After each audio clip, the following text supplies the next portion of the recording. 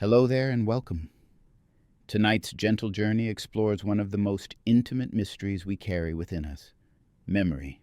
It shapes who we are, colors how we see the world, and occasionally plays the most peculiar tricks on us, especially when we're standing in the kitchen wondering what on earth we came in here to find. But before we dive into this labyrinth of remembrance and forgetting, I'd love to know where in the world you're listening from tonight. And what's the very first memory you can recall? Fitting, isn't it? A video about memory. And here we are, each of us carrying our own unique collection of moments, stories, and half-remembered dreams. Now, I do hope this exploration isn't so fascinating that it keeps you awake. But if it does, well, at least you'll have learned something remarkable about the very thing that makes you, you, before you drift off into new dreams that your sleeping brain will carefully sort and file away. So settle in, let your thoughts slow and soften, and let's begin this gentle expedition into memory, because somewhere between what we remember and what we forget, between the stories we tell ourselves and the truth we think we know, lies the extraordinary mystery of how our minds hold on to the past while constantly rewriting it.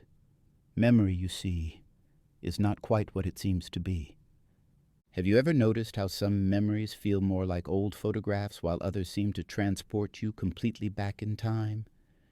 You might remember your 10th birthday as a collection of fuzzy images and half-heard voices, but catch a whiff of your grandmother's perfume, and suddenly you're 5 years old again, sitting on her lap while she reads you a story, feeling the texture of her sweater and hearing the particular way she pronounced certain words. This isn't just nostalgia or sentimentality at work. It's something far more profound happening in the intricate networks of your brain. Memory is perhaps the most personal thing about us, more intimate than our fingerprints or the sound of our voice. It's the invisible thread that connects who you were as a child to who you are now. The bridge between all your yesterdays and this very moment. Every decision you make, every preference you hold, every relationship you cherish is built upon the foundation of memory. You know you love the taste of strawberries because you remember enjoying them. You trust your best friend because you recall their kindness during difficult times. You avoid certain routes home because you remember getting lost there once, years ago. Yet memory is also one of the most mysterious aspects of human experience. Unlike a photograph or a recording which captures a moment exactly as it was, memory is fluid, changeable, surprisingly creative. It's less like a filing cabinet full of documents and more like a storyteller who embellishes tales with each telling, adding details here, smoothing over inconsistencies there, always crafting a narrative that feels true and complete even when it isn't. Consider this curious fact. Every time you remember something, you change it slightly. The very act of remembering is also an act of rewriting. Your brain doesn't simply retrieve a stored file when you recall your first day of school or last summer's vacation. Instead, it reconstructs the experience from fragments scattered across different regions, weaving together sensory details, emotions, and contextual information into what feels like a seamless whole. But each reconstruction is influenced by your current mood, recent experiences, and unconscious expectations. The memory you access today is subtly different from the one you accessed last month, and both are different from what actually happened. This might sound unsettling, the idea that our most treasured memories might not be quite accurate, but there's something rather beautiful about it too. Memory isn't just a passive repository of the past. It's an active, creative process that helps us make sense of our lives. It emphasizes what was important and lets less significant details fade away. It connects disparate experiences into meaningful patterns. It helps us learn from the past while adapting to the present. Think about how differently you might remember the same event from your childhood, compared to how your sibling remembers it. You might recall your father as patient and encouraging during a family camping trip, while your brother remembers him as stressed and short-tempered. Both memories could feel completely authentic and vivid to each of you, yet they paint quite different pictures of the same weekend. This isn't because one of you is lying or mistaken. It's because memory is inherently subjective, filtered through your individual perspective, attention, and emotional state at the time. The malleability of memory becomes even more apparent when we consider how our recollections can be influenced by external factors. A casual conversation with a friend about shared experiences can subtly alter your own memory of those events. Looking at old photographs can add details to memories that weren't actually there when the photo was taken. Even the way someone asks you about a past event can shape how you remember it. Leading questions can implant suggestions that become incorporated into the memory as if they were original elements. And yet, despite all this flexibility and creativity, memory usually serves us remarkably well. Most of the time, it provides us with a reasonably accurate guide to navigating the world. You remember that the stove is hot, that your friend Sarah makes excellent coffee, that taking the highway during rush hour is usually a mistake. These practical memories help you make decisions and avoid repeating past errors. The fact that you might misremember exactly what Sarah was wearing when she made that excellent coffee, or precisely what song was playing on the radio during that traffic jam, doesn't really matter for the practical business of living. So as we embark on this exploration of memory together, remember that we're not just discussing an abstract scientific concept. We're examining the very essence of what makes you uniquely you, the invisible architecture upon which your entire sense of self is built, one imperfect, beautiful, constantly evolving memory at a time. Memory has this peculiar quality of feeling both solid and ethereal, doesn't it? Like trying to hold water in your cupped hands, some memories seem crystal clear and permanent, while others slip away the moment you try to grasp them. You can remember with startling vividness the layout of your childhood bedroom, the exact pattern of wallpaper, and the way afternoon sunlight fell across the floor. But somehow you've completely forgotten the name of that person you met at a party just last week who seemed so interesting at the time. This isn't random or accidental. Your brain is constantly making editorial decisions about what deserves to be preserved and what can safely be discarded. It's rather like having an overly enthusiastic librarian living in your head, one who has very specific ideas about which books are worth keeping on the shelves, and which ones should be quietly removed to make room for new arrivals. The criteria for these decisions aren't always obvious, and they don't necessarily align with what you might consciously choose to remember or forget. Sometimes the most mundane details stick with shocking persistence while significant events fade into vague impressions. You might vividly recall the exact taste of a particular sandwich you ate on an otherwise unremarkable Tuesday in 1987, complete with the texture of the bread and the way the mustard was slightly too tangy, but struggle to remember important conversations from your wedding day. This seemingly arbitrary selection process reflects the complex interplay of attention, emotion, and repetition that determines which experiences get promoted to long-term storage. The feeling of memory varies dramatically too. Some recollections arrive with the force of time travel, bringing with them not just visual images but the full sensory experience of being there. The temperature of the air, the sounds in the background, even the particular quality of light. These memories don't feel like memories at all. They feel like brief returns to the past, as if you've stepped through a doorway in time and found yourself back in that moment, experiencing it all over again with your adult consciousness as a passenger. Other memories feel more like summaries or impressions, lacking the rich detail of lived experience but retaining the essential emotional core. You know something happened, you remember how it made you feel, but the specific details have been compressed into a kind of mental shorthand. These abbreviated memories often carry just as much meaning as their more detailed counterparts, sometimes more, because they've been distilled down to their emotional essence. Then there are the memories that feel like stories you've heard rather than experiences you've lived. This often happens with very early childhood memories or events that have been recounted many times in family conversations. The boundary between remembering and knowing becomes blurred. You're not sure if you actually remember your third birthday party or if you've simply heard about it so many times that your brain has constructed a plausible memory from the stories and photographs. These secondhand memories can feel just as real as first-hand ones, which tells us something important about how flexible and creative the remembering process really is. Perhaps most mysteriously, there are the memories that arrive unexpectedly, triggered by a scent, a melody, or a particular quality of light that suddenly opens a door to a moment you hadn't thought about in years. Marcel Proust famously wrote about how the taste of a Madeleine cake dipped in tea transported him back to childhood with overwhelming vividness. These involuntary memories often feel more authentic than the ones we deliberately try to recall, perhaps because they bypass our conscious editing and arrive with all their original sensory richness intact. The timing of memory is equally puzzling.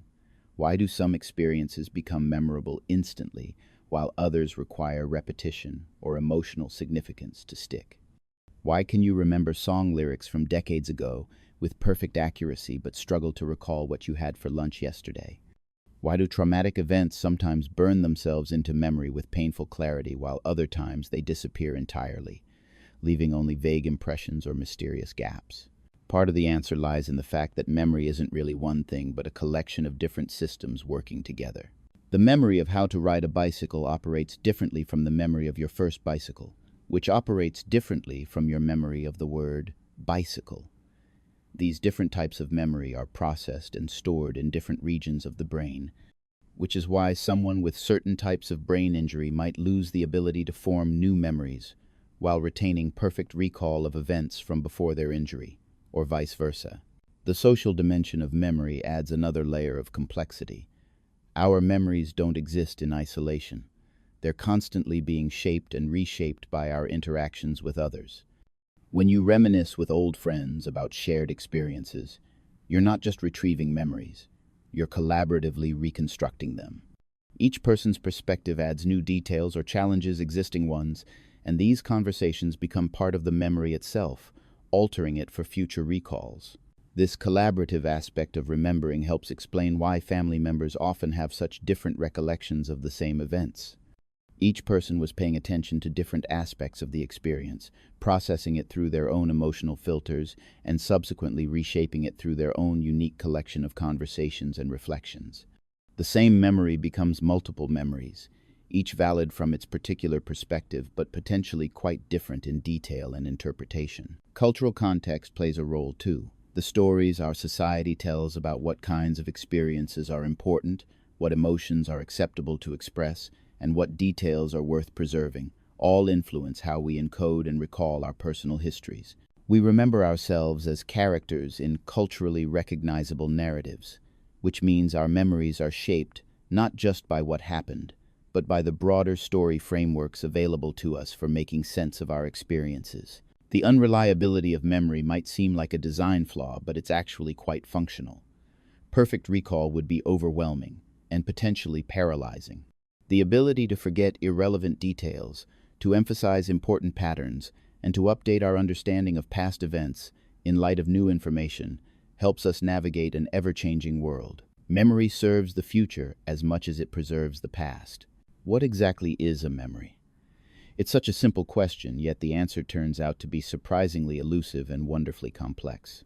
It's tempting to think of memories as files stored somewhere in your brain's vast hard drive, neatly organized and ready to be retrieved whenever you need them. Perhaps you imagine them like books on library shelves, or photographs in albums, or videos in some internal archive. But here's the remarkable thing. Memories aren't stored anywhere at all, at least not in the way we usually think of storage. When you remember something, your brain doesn't simply locate a file and play it back.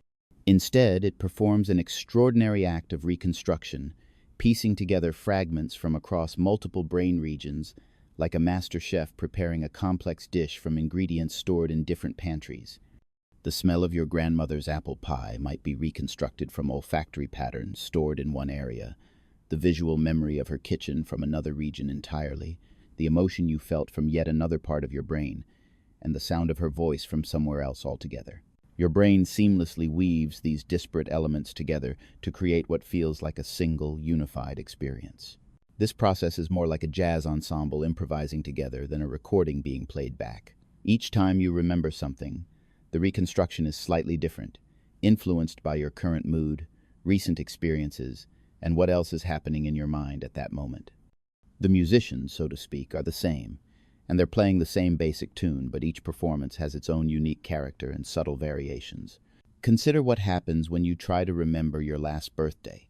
Your brain doesn't retrieve a complete preformed memory of that day. Instead, it begins gathering clues from across your neural networks. Visual cortex areas might contribute images of faces and decorations. Auditory regions might add the sound of laughter or music.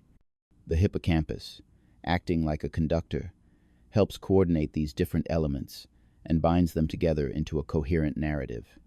Meanwhile, your prefrontal cortex evaluates the plausibility of what's being reconstructed, filling in gaps with reasonable guesses based on your general knowledge of how birthdays usually unfold. This reconstruction process explains some of memory's most puzzling characteristics. Why do memories sometimes feel vivid and detailed even when they're inaccurate? Because your brain is exceptionally good at creating plausible, internally consistent narratives from incomplete information. It smooths over gaps, adds contextual details that seem appropriate, and presents the final product with the same confidence, whether it's mostly accurate or largely fabricated. Your subjective experience of remembering feels the same regardless of the memory's actual relationship to historical fact. The distributed nature of memory also helps explain why damage to different brain regions affects memory in different ways. Someone with damage to their hippocampus might lose the ability to form new explicit memories while retaining old ones perfectly. Someone with damage to their visual cortex might remember conversations clearly, but struggle to recall what things looked like. The memory system isn't centralized like a computer's hard drive. It's distributed across multiple networks that work together in remarkably sophisticated ways. This distributed storage has some fascinating implications. For instance, it means that remembering something can actually strengthen or weaken related memories. When you recall your last birthday, you're not just accessing that specific memory. You're also potentially activating related memories of other birthdays, other celebrations. Other times you felt happy or surprised. These related memories can influence how you reconstruct the target memory, and the act of reconstruction can, in turn, modify those related memories. It's a dynamic, interconnected web, where each act of remembering sends ripples throughout the entire system. The reconstruction process also involves what neuroscientists call pattern completion. Your brain is constantly trying to fill in missing pieces based on partial cues, much like how you can recognize a friend from a glimpse of their silhouette or identify a song from just a few notes. When you remember something, your brain takes whatever fragments are available and uses them to reconstruct the most likely complete pattern. This is usually remarkably accurate, but it can also lead to false memories when the brain confidently completes a pattern based on incorrect or misleading cues. Think about how a particular song can instantly transport you back to a specific moment in your past. The music acts as a retrieval cue that activates a network of associated memories. But here's what's fascinating. The memory you experience isn't just being retrieved, it's being actively reconstructed using the song as a scaffold. The emotional tone of the music might influence how you remember feeling at the time. The lyrics might highlight certain aspects of the memory while letting others fade into the background. The context in which you're currently hearing the song becomes part of the memory itself, subtly altering it for future recalls. This reconstruction process is happening constantly, not just when you're deliberately trying to remember something. Your brain is continuously updating and refining your memories based on new experiences and information. When you learn something new about a person you've known for years, it doesn't just add to your knowledge. It actually changes how you remember past interactions with them. The memory of their behavior last month might be subtly reinterpreted in light of what you learned about them today. The malleability of this reconstruction process might seem like a bug in the system, but it's actually a crucial feature. It allows your memory to adapt and update, to emphasize what's most relevant and useful while letting less important details fade away. It helps you learn from experience by connecting new information with existing knowledge. It allows you to maintain a coherent sense of self, even as you grow and change over time. Your memories evolve with you, maintaining their essential truth while adapting their details to fit your current understanding of yourself and the world. So when someone asks what a memory really is, the answer is both simpler and more complex than we might expect. A memory is a pattern of neural activity that can be reconstructed from distributed fragments. It's a story your brain tells itself about the past, based on incomplete information but told with complete conviction. It's both a record of what happened and a creative interpretation of what it might have meant. Most remarkably, it's a living thing that changes each time you remember it, ensuring that your past remains forever connected to your present. Neuroscientists have discovered that memory isn't just one unified system, but rather a collection of different types of memory, each with its own characteristics, purposes, and neural mechanisms. It's rather like discovering that what you thought was a single instrument is actually an entire orchestra, with different sections playing different parts of the same complex symphony. Understanding these different types of memory helps explain some of the puzzling aspects of how we remember and forget, and why memory can feel so inconsistent and unpredictable. The first type is sensory memory, which is so brief and fleeting that you might not even think of it as memory at all. This is your brain's way of holding on to sensory information just long enough to decide whether it's worth paying attention to. When you glance at a clock and then look away, you can still see the clock face for a fraction of a second, even though your eyes are no longer focused on it. That ghostly afterimage is sensory memory at work. It lasts only milliseconds to a few seconds at most, just long enough for your brain to determine whether the information deserves further processing. Sensory memory exists for all your senses. There's iconic memory for visual information, which preserves a detailed but rapidly fading image of what you just saw. There's echoic memory for sounds, which is why you can sometimes answer a question that you didn't think you heard at the time. Your brain briefly holds onto the sound pattern even when you weren't consciously paying attention, allowing you to replay it and extract meaning. This happens countless times throughout your day without you even noticing, as your brain continuously samples the sensory world and makes split-second decisions about what deserves your conscious attention. From this vast stream of sensory information, a tiny fraction makes it into short-term memory, also known as working memory. This is your mental workspace, the cognitive equivalent of your desk where you can consciously manipulate information for brief periods. Short-term memory can typically hold about 7 items, give or take 2, for roughly 15 to 30 seconds without rehearsal. It's where you hold a phone number while you're dialing it, or keep track of the items you need to pick up at the grocery store while you're walking through the aisles. But short-term memory is more than just a temporary storage bin.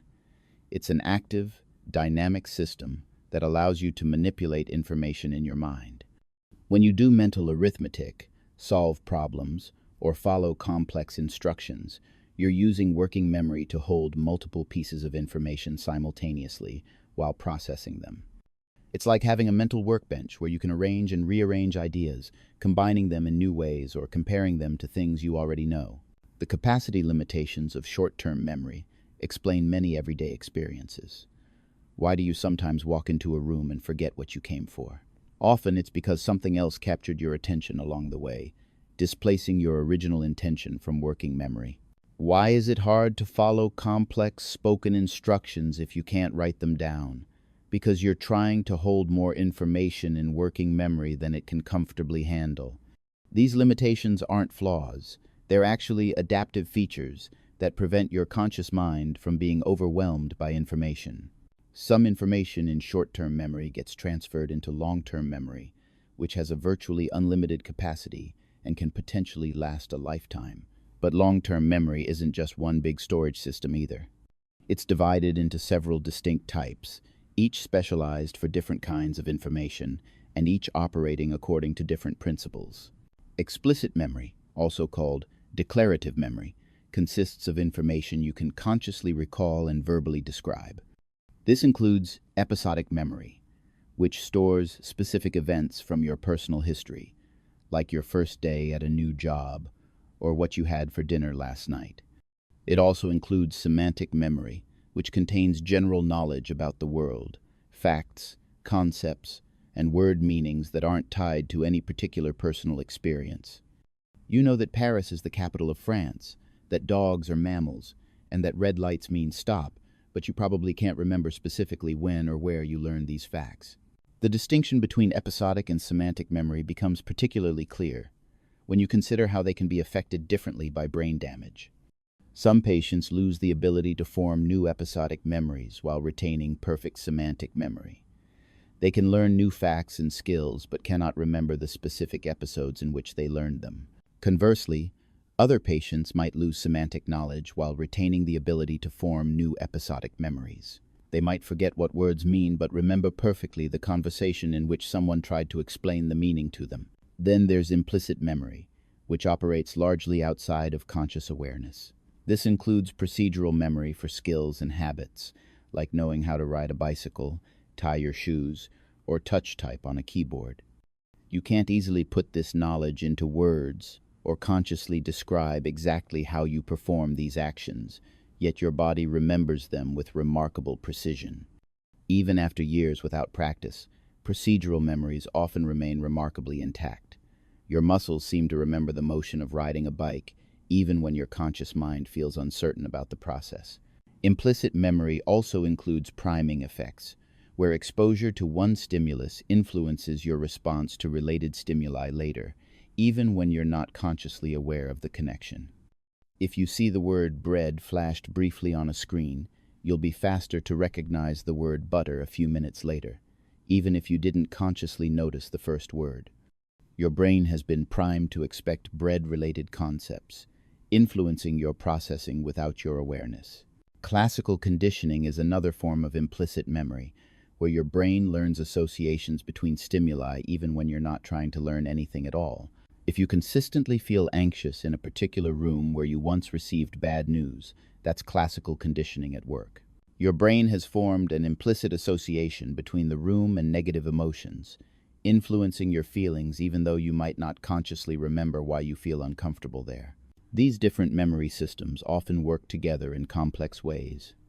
When you remember a childhood birthday party, you're simultaneously using episodic memory to recall the specific event, semantic memory to understand the concept of birthdays and recognize the people who were there, and potentially even implicit memory if certain songs or smells trigger emotional responses you can't quite explain. The seamless integration of these different systems creates the rich, multifaceted experience we call remembering. Understanding these different types of memory helps explain why memory can seem so inconsistent. You might have perfect recall for how to drive a car, but struggle to remember where you parked it. You might know dozens of song lyrics by heart, but forget your friend's new phone number minutes after hearing it. Each type of memory has its own strengths, weaknesses, and optimal conditions for formation and retrieval. They're different tools in your cognitive toolkit, each specialized for different aspects of navigating and understanding the world around you. The birth of a memory is one of the most extraordinary processes happening in your brain, a delicate dance of neurons that transforms fleeting experience into lasting knowledge. It's happening right now as you listen to these words, as your brain decides which aspects of this moment deserve to be preserved and which can safely be discarded. The formation of memory involves an intricate choreography of cellular activity, molecular changes, and network connections that scientists are only beginning to fully understand, yet it happens seamlessly and continuously throughout your waking hours. When you experience something worth remembering, networks of brain cells begin firing together in specific patterns. This isn't random electrical activity, but rather precisely coordinated communication between neurons that were previously unconnected or only weakly linked. As the famous neuroscience saying goes, neurons that fire together, wire together. This principle, discovered by Donald Hebb in the 1940s, describes how experiences literally rewire your brain at the cellular level. Each new memory creates new connections between neurons, strengthening some pathways while allowing others to fade away through disuse. The process begins with synaptic plasticity, the brain's remarkable ability to modify the strength of connections between neurons based on their activity patterns.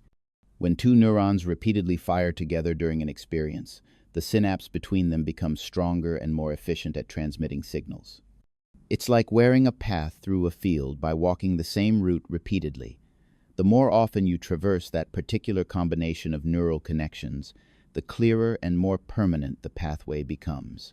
At the molecular level, memory formation involves complex cascades of protein synthesis and gene expression. When a significant experience occurs, it triggers the production of new proteins that are essential for strengthening synaptic connections.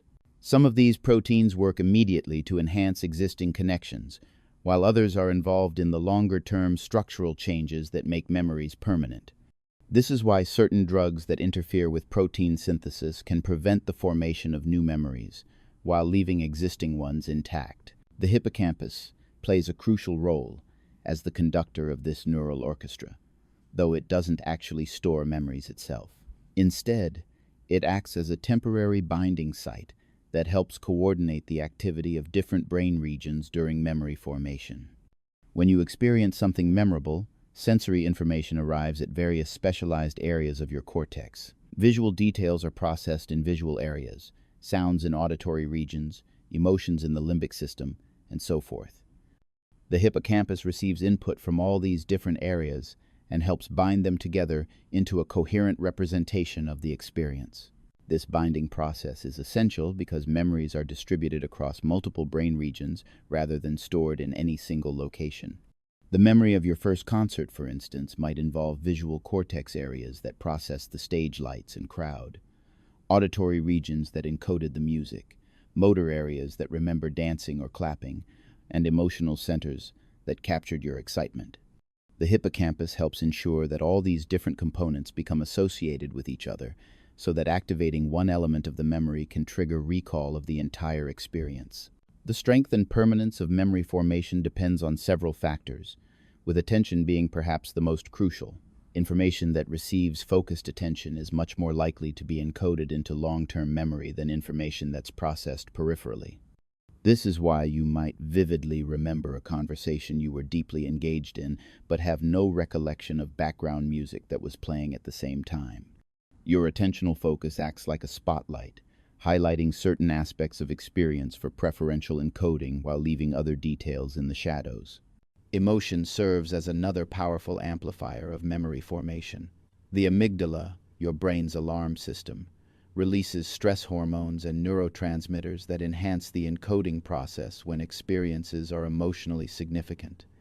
This is why you probably remember exactly where you were when you heard major news, good or bad, while mundane Tuesday afternoons tend to blur together in memory.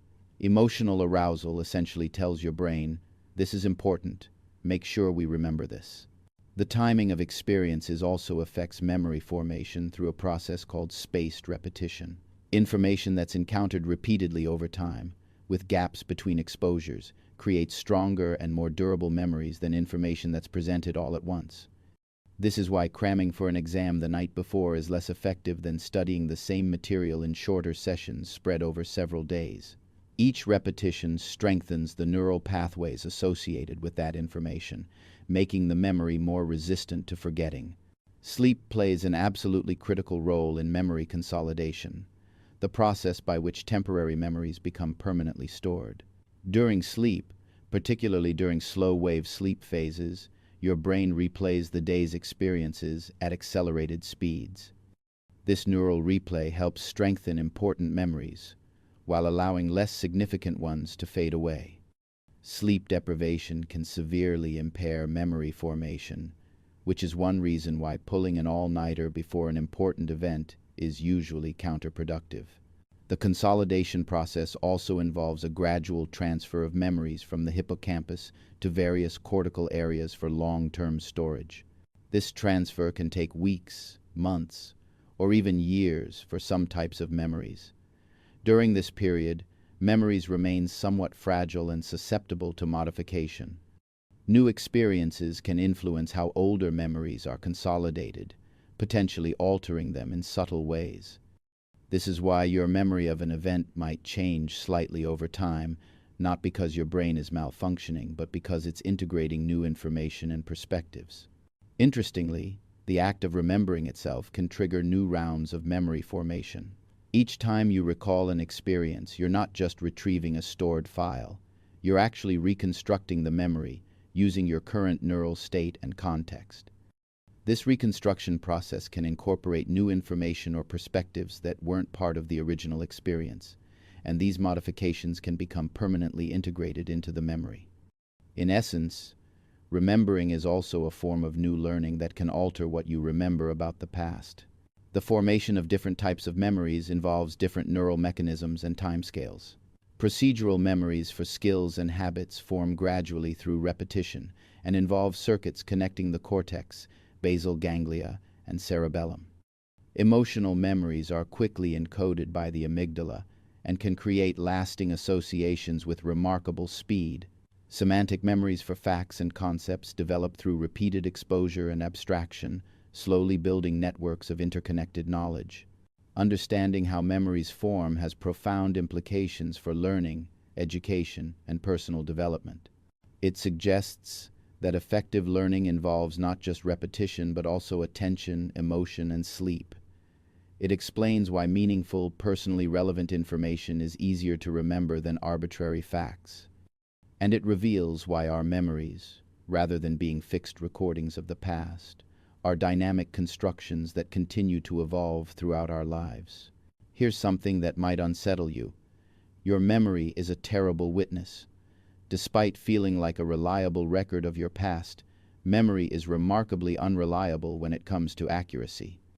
It's not just that you forget things, it's that you confidently remember things that never happened, events that occurred differently than you recall, and details that your brain has creatively invented to fill in gaps. This isn't a flaw that affects some people's memories while leaving others pristine. It's a fundamental characteristic of how human memory works, affecting everyone, all the time, in ways both subtle and profound.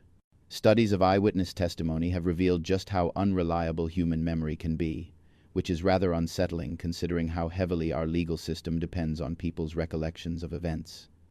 In controlled experiments, researchers have found that witnesses to the same event often provide dramatically different accounts, not because they're lying or confused, but because their brains have genuinely encoded and reconstructed the experience in different ways. People confidently describe cars that were blue when they were actually red, remember seeing weapons that weren't present, and provide detailed descriptions of perpetrators whose faces they never clearly saw. The malleability of memory becomes even more apparent when you consider how easily false memories can be implanted. In one famous series of experiments, psychologist Elizabeth Loftus convinced participants that they had been lost in a shopping mall as children, even though this event never occurred. Using just a few suggested details and encouragement to try to remember, about a quarter of participants developed detailed emotional memories of this fictional childhood trauma. They didn't just agree that it might have happened. They vividly recalled crying, feeling scared, and being comforted by a stranger before being reunited with their family. The ease with which false memories can be created reveals something fundamental about how memory works. Your brain doesn't distinguish between information that comes from direct experience and information that comes from other sources when constructing memories. A detail suggested by a friend, an image from a movie, or even a vivid dream can become incorporated into your memory of an actual event if the timing and context are right. The source of information becomes divorced from its content, leaving you with detailed recollections that feel completely authentic even when they're partly or entirely fictional. This happens because memory reconstruction is an active, creative process rather than a passive retrieval of stored information. When you remember something, your brain takes whatever genuine fragments it can find and fills in missing pieces with plausible details based on your general knowledge, expectations, and current beliefs. If you're trying to remember a childhood birthday party, Your brain might combine actual sensory memories with generic knowledge about how birthday parties usually unfold, recent conversations about that time period, and visual details borrowed from photographs you've seen of similar events. The confidence you feel in a memory has surprisingly little correlation with its accuracy. False memories often feel just as vivid and detailed as genuine ones, sometimes more so. This is because the reconstruction process that creates false memories uses the same neural mechanisms as the reconstruction process that accesses real ones. Your brain presents both types of memories with equal conviction, offering no internal warning system to distinguish between accurate recollections and creative fabrications. Leading questions can dramatically alter memory by suggesting details that weren't originally encoded. If someone asks, "What color was the stop sign the speeding car ran through?" they've embedded the assumption that there was both a stop sign and that the car was speeding. Even if neither of these details was part of your original experience, the question can plant these suggestions in your mind, where they may become incorporated into your memory of the event. Legal professionals have learned to be extremely careful about how they phrase questions for this very reason. The misinformation effect demonstrates how post-event information can contaminate memory. If you witness a car accident and later hear someone describe one of the cars as running a red light, this information can become integrated into your own memory of the event, even if you originally saw the light as green. The new information doesn't just add to your memory, it can actually replace original details, making it impossible for you to distinguish between what you originally experienced and what you learned afterward. Social influences play a major role in memory distortion. When you discuss experiences with others, their perspectives and details can subtly influence your own recollections. Family stories told repeatedly over the years can create memories of events that happened before you were born or when you were too young to remember. You might have detailed memories of your first birthday party, based entirely on family photographs and stories. Yet these second-hand memories can feel just as real as memories based on direct experience. Schemas, your general knowledge about how the world works, constantly influence memory reconstruction. If you're trying to remember a restaurant visit, your brain draws on your general schema for restaurant experiences to fill in details you might not have specifically encoded. This usually helps memory by providing a reasonable framework for reconstruction, but it can also introduce errors when the specific experience differed from the typical pattern. The constructive nature of memory has important implications for personal identity and self-understanding. The stories you tell yourself about your past aren't just influenced by what actually happened, but also by your current self-concept, values, and goals. You might remember being more confident or more anxious in past situations than you actually were, depending on how you currently see yourself. These reconstructive biases help maintain a coherent sense of identity, but can also create gaps between your remembered past and historical reality. Cultural factors also shape memory accuracy in subtle ways. Different cultures emphasize different aspects of experience and have different narrative frameworks for understanding events. These cultural influences affect not just how you interpret memories, but also what details you're likely to notice and encode in the first place. The stories your society tells about what's important, what emotions are acceptable, and what kinds of experiences are meaningful all become part of the lens through which you encode and reconstruct your personal history. Despite all these sources of inaccuracy, it's important to remember that memory distortion isn't random or chaotic. While your memories might not be perfectly accurate, they're usually meaningful and functionally useful. The details your brain adds or modifies typically make sense within the context of your life and understanding. Memory serves the future as much as it preserves the past, and sometimes a reconstructed memory that emphasizes important patterns or emotional truths serves you better than perfect factual accuracy would. The unreliability of memory isn't a bug in the system. It's a feature that allows you to learn from experience, maintain psychological coherence, and adapt your understanding of the past as you grow and change. Your memories aren't meant to be historical documents. They're tools for navigating life, and like all tools, they're designed for usefulness rather than perfect precision. Why can't you remember being a baby? This question puzzles both scientists and philosophers because those early years were undoubtedly filled with rich, meaningful experiences. You learned to recognize faces, developed attachments to caregivers, acquired language, and navigated complex social and physical environments. Yet for most people, the curtain of memory doesn't rise until somewhere around age 3 or 4, leaving those crucial early years shrouded in what psychologists call childhood amnesia or infantile amnesia. This memory gap isn't due to a lack of brain activity or learning during infancy. Babies are actually extraordinary learners, absorbing information about the world at a rate they'll never match again in their lives. They can recognize their mother's voice within days of birth, distinguish between different languages within months, and master the incredibly complex task of language acquisition within just a few years. Clearly, their brains are encoding and storing vast amounts of information. So why don't these experiences translate into accessible memories later in life?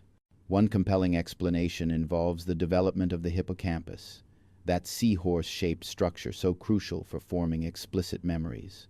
While the hippocampus is present at birth, it continues developing throughout childhood and isn't fully mature until several years later. The neural circuits responsible for binding together different aspects of experience into coherent, retrievable memories may simply not be sophisticated enough in early life to create the kind of memories you can consciously access as an adult. But the hippocampus isn't the only factor. The way babies encode experiences is fundamentally different from how older children and adults process information. Infant learning is primarily sensory, emotional, and procedural. Babies learn through their bodies, through repetition, through emotional associations. They develop expectations about how the world works, recognize patterns, and form attachments. But these early forms of learning don't necessarily translate into the narrative, verbally accessible memories that characterize adult recollection. Language plays a crucial role in this transformation. Before you develop sophisticated language skills, your experiences exist in a different format, encoded in sensory impressions, emotions, and motor patterns rather than words and concepts. These pre-verbal memories might still exist in some form, but they're not easily accessible to your verbal, narrative-oriented adult consciousness. It's like having files saved in an obsolete format that your current mental software can't easily read. The development of a sense of self also influences early memory formation. Very young children don't have a clear, stable concept of themselves as continuous beings with a personal history. The self, that could be the protagonist of autobiographical memories, doesn't fully emerge until around age 2 or 3. Without a coherent sense of self, experiences might be encoded as isolated episodes, rather than as parts of a personal narrative that can be consciously recalled later. However, the absence of explicit childhood memories doesn't mean those early experiences have no lasting impact. Research suggests that early experiences profoundly shape brain development, personality, attachment styles, and even physical health throughout life. These influences operate through implicit memory systems that don't require conscious recall. A child who experienced consistent, responsive caregiving might grow up with a fundamental sense of trust in relationships, even without remembering the specific interactions that created this foundation. Some early memories do occasionally surface, though they're often fragmentary and difficult to verify. These earliest recollections tend to be emotionally significant moments or events that disrupted normal routines. They might involve strong sensory impressions, like the feeling of a particular fabric or the taste of a specific food, rather than complete narrative episodes. These memory fragments often feel different from later memories, more like brief sensory flashbacks than coherent stories. The social construction of memory also plays a role in childhood amnesia. Young children haven't yet learned the cultural frameworks for organizing and sharing autobiographical memories. They don't know which details are important to remember or how to structure experiences into the kind of narratives that adults find meaningful. As children begin participating in family conversations about past events, they learn not just what to remember, but how to remember it in socially appropriate ways. Interestingly, the age at which childhood amnesia ends varies across cultures. Children from cultures that emphasize individual achievement and personal narrative tend to develop accessible autobiographical memories earlier than children, from cultures that prioritize collective harmony and family stories over individual experiences. This suggests that social and cultural factors significantly influence when and how explicit autobiographical memory begins. The phenomenon of childhood amnesia also raises intriguing questions about the nature of memory itself. If you can't remember being a baby, but those experiences clearly shaped who you became, what does this tell us about the relationship between memory and identity?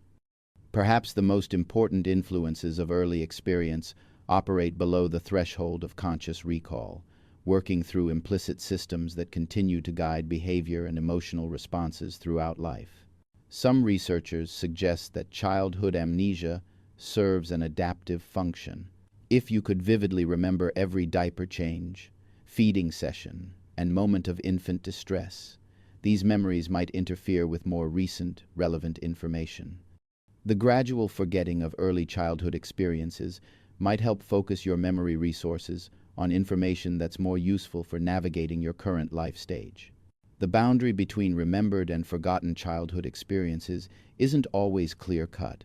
Many people report having memories from ages 2 or 3 that feel authentic but might actually be reconstructed from family stories, photographs, or home videos. These second-hand memories can feel just as real as direct memories, blurring the line between what you actually remember and what you've learned about your early life from external sources. The mystery of childhood amnesia reminds us that memory isn't just about preserving the past. It's about creating a coherent sense of self that can function effectively in the present. Those forgotten early years weren't lost. They became the foundation upon which your remembered life was built, invisible but essential, like the roots of a tree. Some memories burn brighter than others, and emotion is usually the flame that makes them glow. You probably remember exactly where you were when you heard shocking news, what you wore on your wedding day, or the precise details of your first heartbreak, while countless ordinary Tuesdays have faded into oblivion. This isn't coincidence. It's your brain's sophisticated emotional tagging system at work, a neural mechanism that has evolved to ensure you remember experiences that might be important for your survival and well-being. The amygdala, an almond-shaped structure deep in your brain, serves as your emotional alarm system and memory enhancer. When you encounter something emotionally significant, whether joyful or frightening, exciting or devastating, the amygdala springs into action. It doesn't just process the emotional content of the experience. It also sends signals throughout your brain that essentially say, "Pay attention. This is important. Make sure we remember this." The result is enhanced encoding that makes emotional memories more vivid, detailed, and durable than their emotionally neutral counterparts. This emotional enhancement happens through several biological mechanisms. When the amygdala detects emotional significance, it triggers the release of stress hormones like adrenaline and cortisol.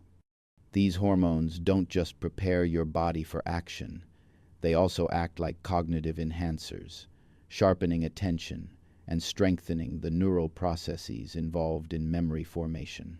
It's as if your brain switches into high-definition recording mode when emotions are running high, capturing details that might otherwise escape notice.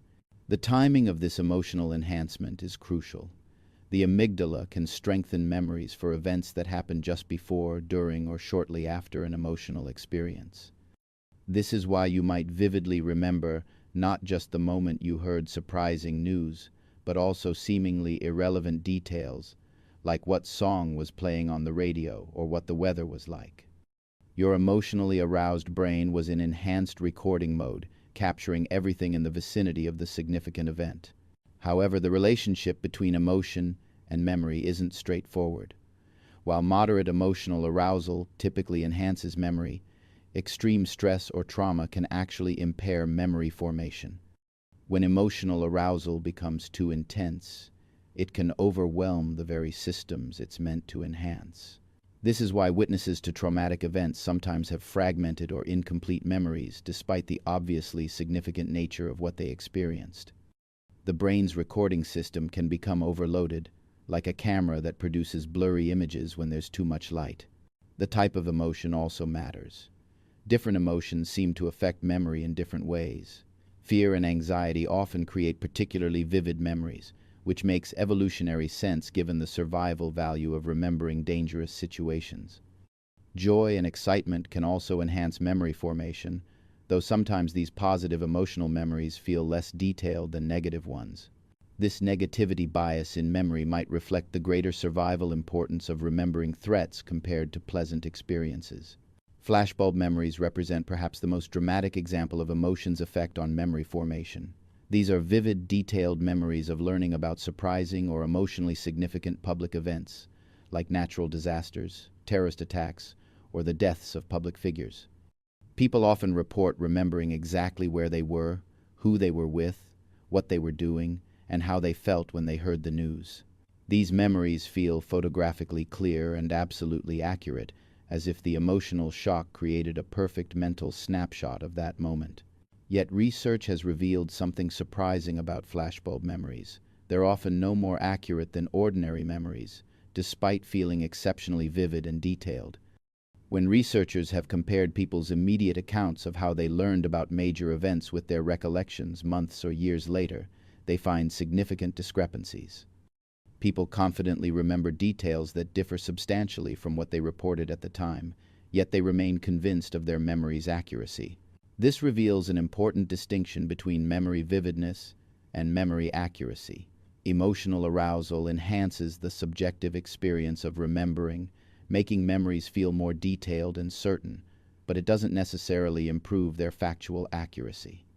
Your brain essentially turns up the volume on emotional memories, making them feel more intense and important, but this enhancement can also introduce distortions as your brain fills in gaps with plausible but incorrect details. The social and cultural context of emotional events also influences how they're remembered. Shared emotional experiences, like community celebrations or collective traumas, become part of larger cultural narratives that can shape individual memories. Your personal recollection of a significant event might be influenced by media coverage, conversations with others, and the broader story your community tells about what happened. These social influences can enhance certain aspects of the memory while diminishing others. Emotional memory has a powerful relationship with identity formation. The experiences that shape who you are tend to be emotionally significant ones, and the enhanced encoding of these events ensures they remain accessible for future reference. Your most important relationships, achievements, failures, and turning points are all likely to be emotionally charged, and it's partly their enhanced memorability that allows them to continue influencing your sense of self throughout your life. The selectivity of emotional memory also means that your personal history becomes biased toward emotionally significant events. Quiet moments of contentment, routine successes, and peaceful periods tend to fade from memory, while dramatic highs and lows remain vivid. This can create a distorted perception of your past, making your life seem more eventful or tumultuous than it actually was when viewed from day to day. Understanding the relationship between emotion and memory has practical implications for learning and personal growth. Information presented in emotionally engaging ways tends to be better remembered than dry, factual presentations. This is why storytelling, humor, and personal relevance are such powerful educational tools. It also explains why traumatic experiences can have such lasting effects, creating memories that remain vivid and intrusive long after the original events. The emotional enhancement of memory serves important adaptive functions, helping you learn from experiences that matter most for your survival and well-being. But it also creates a memory system that prioritizes significance over accuracy, vividness over completeness, and emotional truth over factual precision. Your emotional memories aren't just records of what happened, they're testimonies to what mattered most in the moment they were formed. Your memories aren't just yours, they're shaped, influenced, and constantly rewritten through every conversation you have, every photograph you see, and every story shared among family and friends.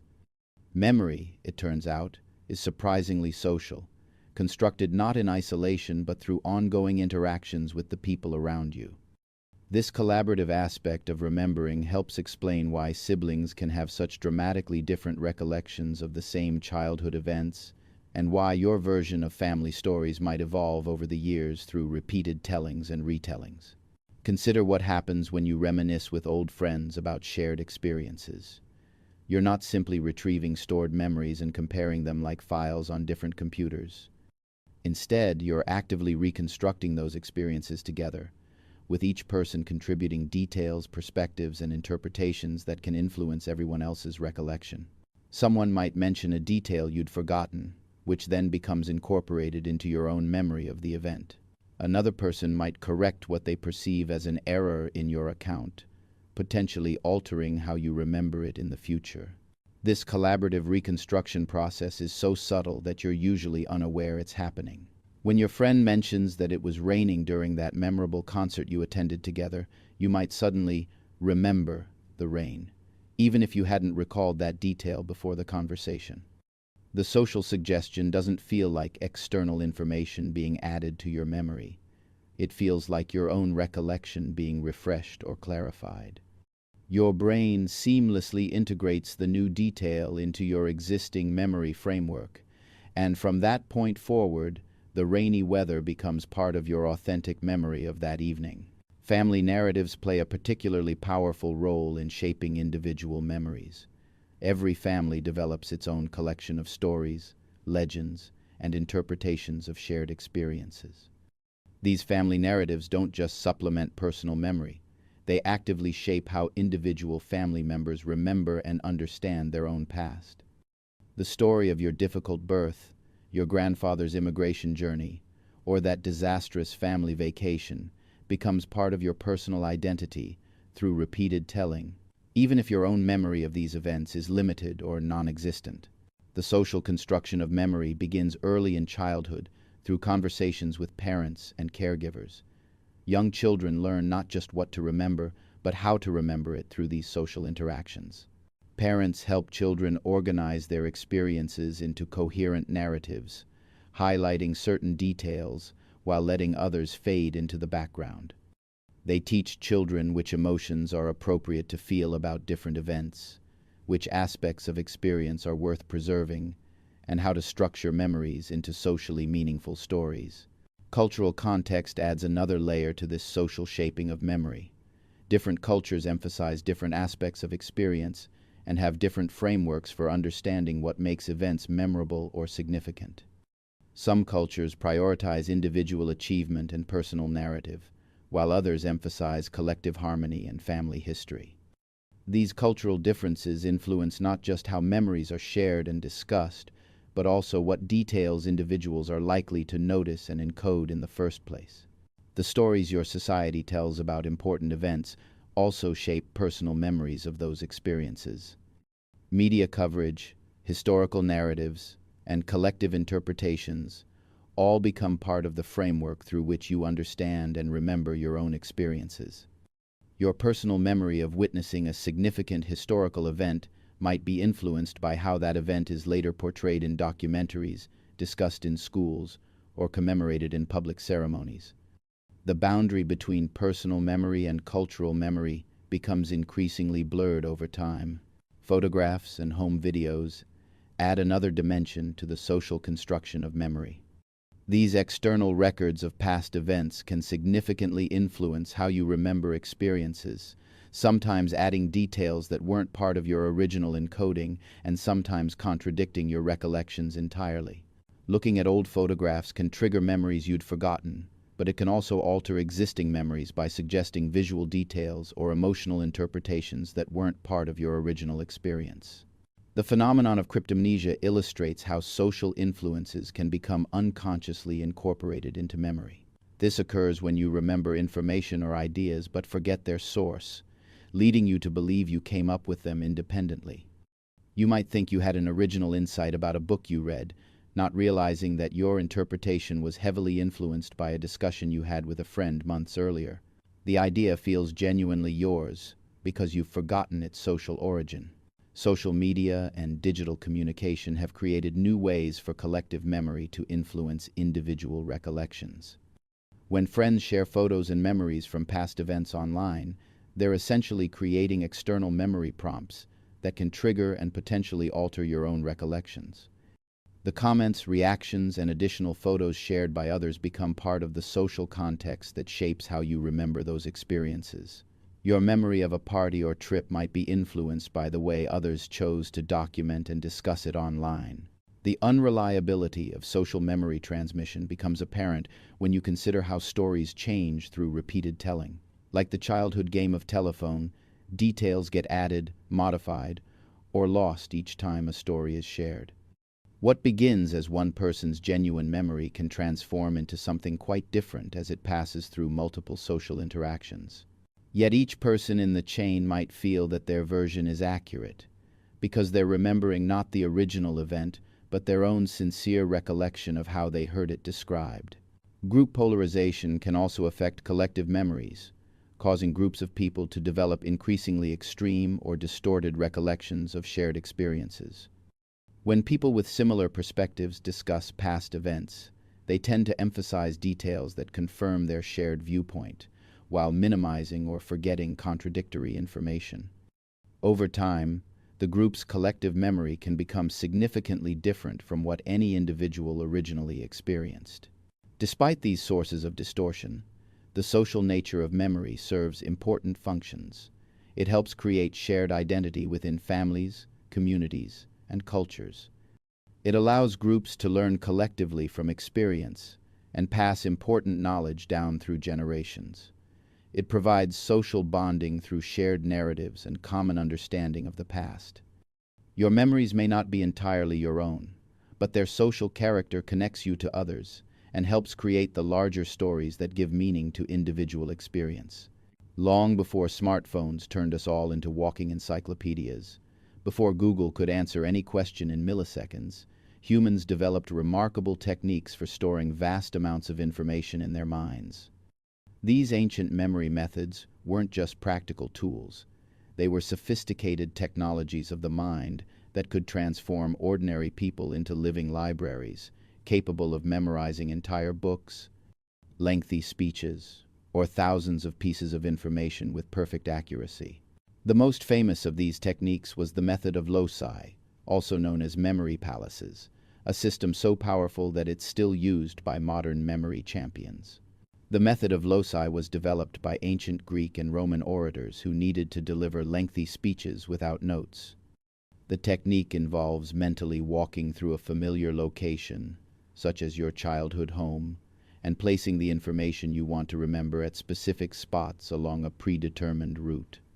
To memorize a speech, an ancient orator might mentally enter their house through the front door, where they'd place the introduction to their speech. Moving into the living room, they'd deposit the first main point on the mantelpiece.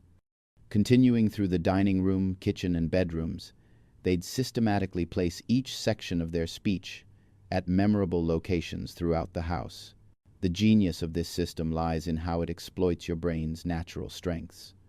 Humans are exceptionally good at remembering spatial relationships and navigating through familiar environments. These abilities evolved long before written language and served crucial survival functions for our ancestors.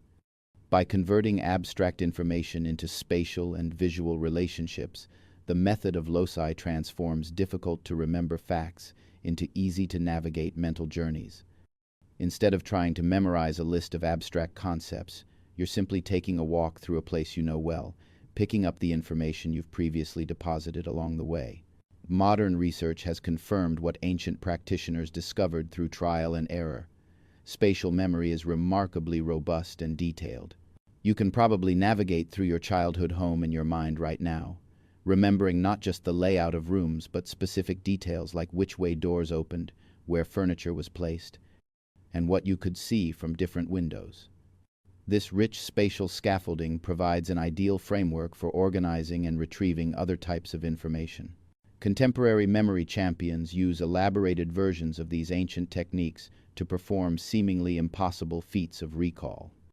They might memorize the order of shuffled playing cards in under a minute, remember hundreds of random words in sequence, or accurately recall thousands of digits of pi. These modern mental athletes aren't born with superhuman memory abilities. They've simply learned to apply systematic techniques that anyone can master with sufficient practice and patience. The key to effective memory palaces lies in creating vivid, unusual, and emotionally engaging images. Abstract information must be transformed into concrete, memorable scenes that will stick in your mind.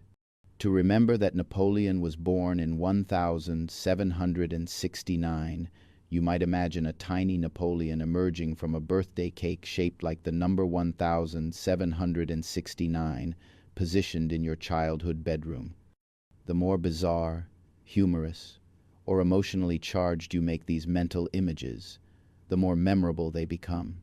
Your brain naturally prioritizes unusual and emotionally significant information, so memory techniques deliberately exploit this bias. The principle of association underlies most classical memory methods. Information becomes memorable when it's connected to things you already know well.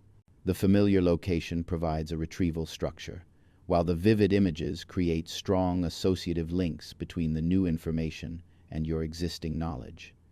This is why memory techniques often involve creating elaborate stories that connect seemingly unrelated facts. A shopping list becomes a surreal narrative adventure, while historical dates transform into a cast of bizarre characters acting out memorable scenes. Elaborative encoding represents another powerful memory strategy used by ancient scholars. Instead of simply repeating information until it sticks, elaborative encoding involves actively thinking about what new information means, how it relates to existing knowledge, and why it might be important. Medieval scholars were masters of this technique, often creating intricate commentary systems that connected new texts to vast networks of previously learned material. They didn't just memorize, they integrated new knowledge into comprehensive mental frameworks that made information more meaningful and therefore more memorable.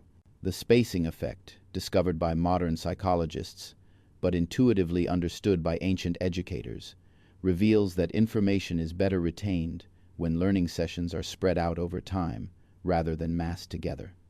Ancient monastic traditions of daily scripture reading exploited this principle, ensuring that important texts were encountered repeatedly across months and years.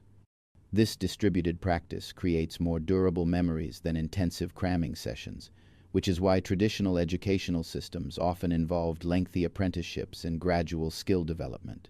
Rhyme, rhythm, and musical patterns provided another category of memory aids that made information more memorable through auditory structure. Epic poems like Homer's Iliad and Odyssey weren't just literary achievements. They were sophisticated information storage systems that allowed vast amounts of cultural knowledge to be preserved and transmitted across generations without written records. The metrical patterns, repetitive phrases, and musical qualities of these works served as mnemonic devices that helped both performers and audiences remember complex narratives. The surprising effectiveness of these ancient techniques raises interesting questions about modern education and information management. While we now have external storage systems that can hold virtually unlimited amounts of information, there are still significant advantages to developing robust internal memory capabilities. Information stored in your mind is instantly accessible, doesn't require batteries or internet connections, and becomes integrated with your existing knowledge in ways that can spark creative insights and novel connections. Memory palaces and other classical techniques also demonstrate the remarkable plasticity of human memory. With proper training and systematic practice, ordinary people can develop memory capabilities that seem almost superhuman. London taxi drivers, who must memorize the city's incredibly complex street layout, develop enlarged hippocampi through years of spatial learning. Similarly, people who regularly use memory techniques show measurable changes in brain structure and function, suggesting that intensive memory training can literally reshape the neural networks involved in learning and recall. The decline of memory culture in modern society represents both a loss and an opportunity. While we've gained powerful external tools for information storage and retrieval, we've lost many of the sophisticated internal techniques that once made human memory extraordinarily capable. Rediscovering these ancient methods doesn't mean abandoning modern technology, but rather developing a more complete toolkit that combines the best of both internal and external memory systems. In an age of information overload, the ability to selectively memorize truly important knowledge and integrate it deeply into your mental framework becomes increasingly valuable. Understanding these classical memory techniques also reveals something profound about the relationship between memory and creativity. The ancient arts of memory weren't just about storage and retrieval. They were about creating rich, interconnected mental landscapes where new ideas could emerge through novel combinations of existing knowledge. Memory and imagination weren't separate faculties, but complementary aspects of a unified system for thinking creatively about the world. Forgetting feels like a failure, doesn't it? When you can't remember where you put your keys, forget someone's name moments after being introduced, or lose track of an important appointment, it seems like your brain is letting you down. We often think of forgetting as the opposite of remembering, a malfunction in our mental machinery that prevents us from accessing information we should have retained. But here's a remarkable truth that might change how you think about those moments of forgetfulness. Forgetting is actually one of your brain's most sophisticated and essential features, a carefully designed system that makes you smarter, not less capable. Imagine if you remembered everything with equal clarity and detail. Every conversation you've ever had, every meal you've eaten, every sensation you've experienced, every mundane detail of every ordinary day, all preserved with photographic precision and constantly accessible to your conscious mind. At first, this might sound like a superpower, but it would quickly become a nightmare. You'd be overwhelmed by irrelevant information, unable to focus on what's important because your mind would be cluttered with countless trivial details competing for attention. This isn't just theoretical speculation. There have been documented cases of people with highly superior autobiographical memory who can recall virtually every day of their lives in extraordinary detail. While this ability can be useful in some situations, many of these individuals report feeling burdened by their inability to forget. They struggle to move past negative experiences because the memories remain as vivid and emotionally fresh as when they first occurred.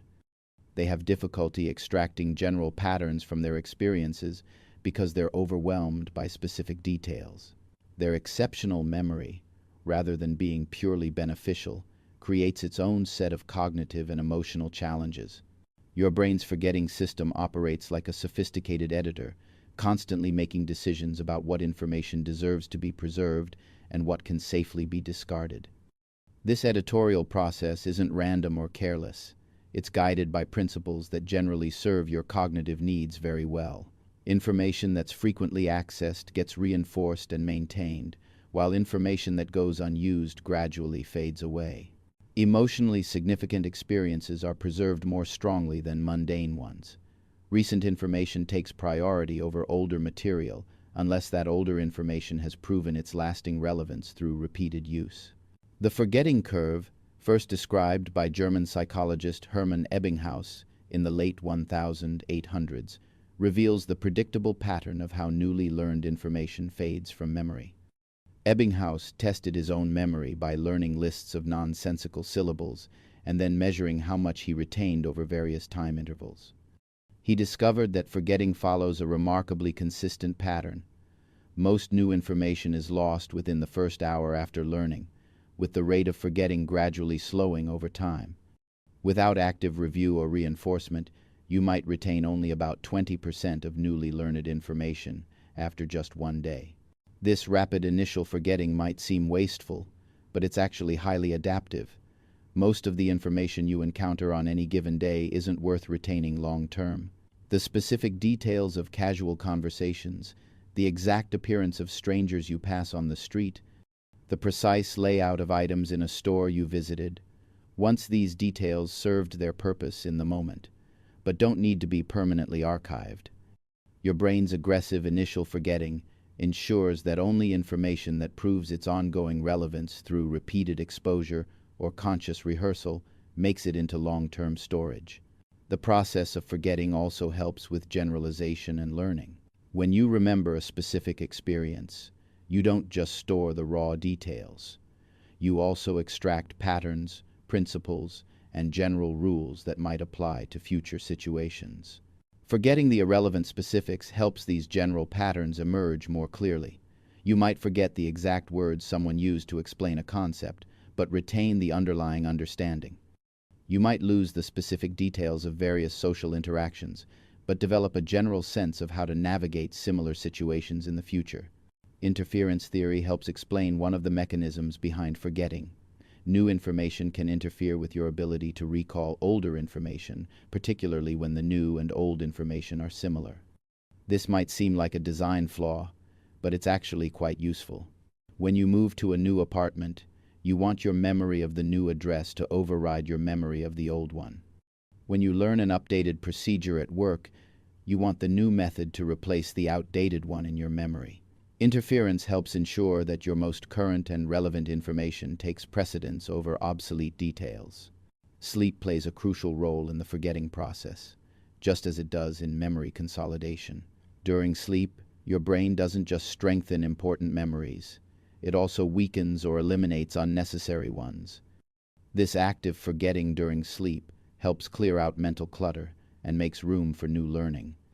Sleep deprivation can impair both memory formation and forgetting, leading to a cognitive system that's less efficient at both preserving important information and discarding irrelevant details. The social aspects of forgetting are equally important. Shared forgetting helps groups move past conflicts and negative experiences. The gradual fading of specific grievances and disappointments allows relationships to heal and communities to maintain cohesion. If every slight mistake and moment of tension remained permanently vivid in everyone's memory, social cooperation would become nearly impossible. Forgetting provides a kind of natural amnesty that allows people to grow, change, and rebuild relationships over time. Motivated forgetting represents another important category, where you unconsciously suppress or avoid memories that are too painful or threatening to your sense of self. This isn't the same as deliberate repression, but rather a subtle bias in attention and rehearsal that allows difficult memories to fade more quickly than pleasant ones. While this can sometimes interfere with learning from negative experiences, it also protects psychological well-being and helps maintain the optimistic outlook necessary for continued engagement with life. Understanding forgetting as an adaptive process, rather than a failure, can change how you approach learning and memory. Instead of trying to remember everything equally, you can focus your efforts on information that truly deserves long-term retention. You can use the principles of the forgetting curve to schedule reviews of important material at optimal intervals. Most importantly, you can stop feeling frustrated when you forget trivial details and instead appreciate your brain's wisdom in keeping your mental workspace clear for what really matters. Who are you without your memories? This isn't just a philosophical question, it's a deeply practical one that becomes heartbreakingly real for people who suffer severe memory loss. The relationship between memory and identity is so fundamental that when one is damaged, the other can fragment in profound and disturbing ways. Your sense of self, your understanding of your place in the world, your relationships with others, and even your ability to make decisions are all built upon the foundation of memory. In a very literal sense, you are your memories, edited and embellished though they may be. Consider the tragic case of Clive Wearing, a British musicologist who contracted a viral infection that severely damaged his hippocampus and surrounding brain regions. The infection left him with one of the most severe cases of amnesia ever documented. Clive can form new memories for only about 30 seconds before they vanish completely. He lives in a perpetual present, constantly feeling as though he's just woken up for the first time. Every few minutes he greets his wife as if he hasn't seen her in years, genuinely believing that he's been unconscious until that very moment. What makes Clive's case particularly poignant is that his personality, intelligence, and musical abilities remain largely intact. He can still play piano beautifully, conduct orchestras, and discuss complex musical concepts. His procedural memories for musical performance survive, even though he can't remember playing a piece just moments after finishing it. He retains his love for his wife and recognizes her face, but each encounter feels like a reunion after a long separation. The core of who he is remains, but the narrative thread that would normally connect his experiences into a coherent life story has been severed. Memory provides the continuity that allows you to experience yourself as a single, persistent person rather than a series of disconnected moments. When you wake up each morning, you don't have to rediscover who you are, where you live, or what you care about. Your memories instantly place you within the context of your ongoing life story. You know you love chocolate because you remember enjoying it. You trust certain friends because you recall their past kindness. You avoid particular situations because you remember previous negative experiences. Every preference, every relationship, every learned skill is anchored in memory. The autobiographical self, the part of your identity that includes your personal history and future aspirations, depends entirely on memory. This isn't just about recalling specific events. It's about the way those memories are organized into a coherent narrative that gives meaning to your life. You understand yourself as someone who grew up in a particular place, who has overcome certain challenges, who has particular talents and limitations, who is working towards specific goals. This self-narrative is constructed from countless memories, both significant and mundane, woven together into a story that explains who you are and why you matter. The selective nature of memory plays a crucial role in identity formation. You don't remember your life as a random collection of events. You remember it as a meaningful story with themes, character development, and emotional arcs. Your brain naturally emphasizes memories that fit with your current self-concept while allowing contradictory memories to fade. If you see yourself as a resilient person, you're more likely to vividly remember times when you overcame adversity while forgetting moments when you gave up easily. This isn't dishonesty. It's the way memory and identity co-create each other in an ongoing cycle. Cultural and social factors significantly influence how memory shapes identity. Different cultures emphasize different aspects of personal history and have different frameworks for understanding what makes someone who they are.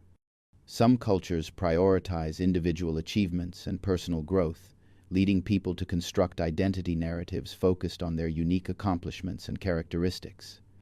Other cultures emphasize family history and collective identity, encouraging people to see themselves primarily as members of larger groups with shared histories and destinies. The stories your family tells about you, especially from childhood, become part of your identity even when you don't directly remember the events being described. If you're told repeatedly that you were a curious child who asked endless questions, this narrative can become part of how you see yourself, influencing your self-concept and behavior throughout life. These family stories provide a kind of external memory that supplements your own recollections and helps create a coherent sense of identity that extends back to your earliest years. Memory also shapes identity through its emotional colorings. The feelings associated with particular memories influence how you see yourself and what you expect from the future. Positive memories of being praised for creativity might lead you to see yourself as an artistic person and pursue creative endeavors. Negative memories of being criticized for taking risks might make you view yourself as someone who prefers safety and predictability. These emotional memory patterns don't just record the past, they actively shape future choices and behaviors. The reconstructive nature of memory has important implications for identity. Since memories change each time they're recalled, your sense of self is constantly being subtly updated and revised. The person you remember being 5 years ago isn't quite the same as the person you actually were, because your current self-concept influences how you reconstruct those older memories. This ongoing revision process allows identity to remain flexible and adaptive while maintaining a sense of continuity over time. Traumatic experiences can profoundly disrupt the relationship between memory and identity. When people experience severe trauma, the normal memory processing systems can become overwhelmed, leading to fragmented or dissociated memories that don't integrate well with the rest of their life story. This can create a sense of identity disruption, where the traumatized self feels disconnected from the pre-trauma self. Recovery often involves finding ways to integrate traumatic memories into a coherent life narrative that acknowledges the trauma while maintaining a sense of continuous identity. The future-oriented aspects of identity also depend on memory. Your goals, dreams, and aspirations are based on your recollection of what has brought you satisfaction in the past and your understanding of what might be possible given your remembered abilities and experiences. People with severe memory impairments often struggle not just with remembering the past, but also with imagining and planning for the future, because both activities require the ability to mentally travel through time using memory as a guide. Modern technology is creating new questions about memory and identity. As we increasingly rely on external devices to store information and document our experiences, some worry that we're externalizing crucial aspects of our memory and potentially our identity. When your smartphone contains most of your photos, contacts, and important information, what happens to your sense of self if that device is lost or damaged? The boundaries between internal and external memory are becoming increasingly blurred, raising questions about where the self ends and technology begins. Understanding the deep connection between memory and identity helps explain why memory loss is so devastating and why preserving memories feels so important. Your memories aren't just a record of your past. They're the foundation of who you are in the present and your guide for who you might become in the future. They connect you to your younger self while providing the materials for continued growth and change. In preserving and sharing memories, you're not just documenting what happened. You're maintaining and communicating the essence of who you are. Sleep isn't just rest. It's when your brain transforms from a busy daytime office into a master archivist, working through the night to organize, catalog, and decide the fate of the day's accumulated experiences. While your body lies still and your conscious mind drifts through dreams, your brain engages in one of its most crucial activities, sorting through memories, deciding what deserves permanent storage and what can safely be discarded.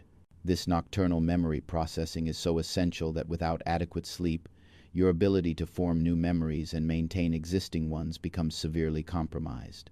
The relationship between sleep and memory unfolds across different stages of the sleep cycle, each playing a unique role in memory consolidation. During slow-wave sleep, the deep restorative phase that typically occurs in the first half of the night, your brain replays the day's experiences at accelerated speeds. Neural networks that were active during learning fire again in compressed sequences, strengthening the connections between cells and helping transfer information from temporary storage in the hippocampus to more permanent storage in the cortex. It's like having a high-speed filing system that works only when you're unconscious. This replay isn't just a passive copying process. It's an active editing and integration system. Your sleeping brain doesn't simply transfer memories unchanged from one location to another. Instead, it selectively strengthens some memories while allowing others to fade, extracting patterns and connections that might not have been obvious during the original experience. The mundane details of where you parked your car yesterday might be allowed to fade, while the important conversation you had with a colleague gets reinforced and connected to related knowledge about your work relationships. REM sleep, the stage characterized by rapid eye movements and vivid dreams, plays a different but equally important role in memory processing. During REM sleep, your brain seems to be making unexpected connections between disparate pieces of information, potentially fostering creativity and insight.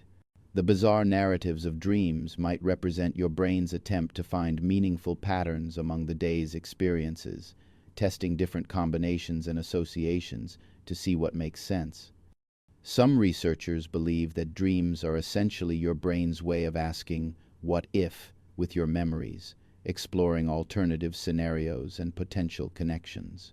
The memory benefits of sleep extend beyond just consolidating individual experiences.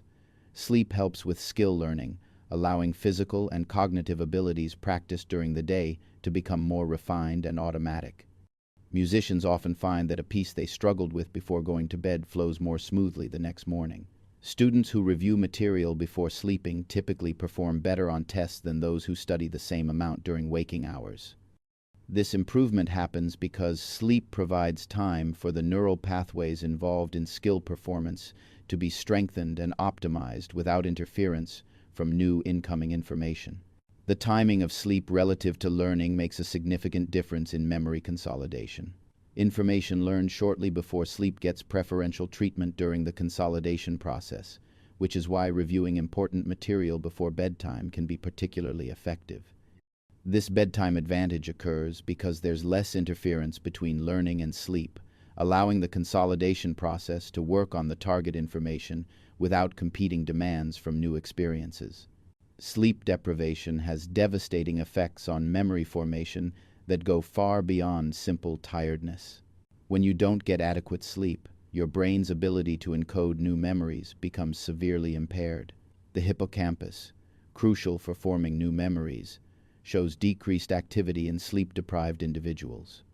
This means that staying up all night to study for an exam is often counterproductive. You might feel like you're putting in more effort, but your brain's ability to actually retain the information is compromised. The effects of sleep loss on memory aren't just temporary. Chronic sleep deprivation can lead to lasting changes in brain structure and function that affect memory performance even when you're well rested. The cellular mechanisms involved in memory formation require adequate sleep to function properly, and prolonged sleep loss can disrupt these processes in ways that persist beyond the immediate period of sleep deprivation. Interestingly, different types of memory seem to have different sleep requirements. Declarative memories, which include facts and events you can consciously recall, appear to benefit most from slow-wave sleep. Procedural memories for skills and habits seem to be more dependent on REM sleep.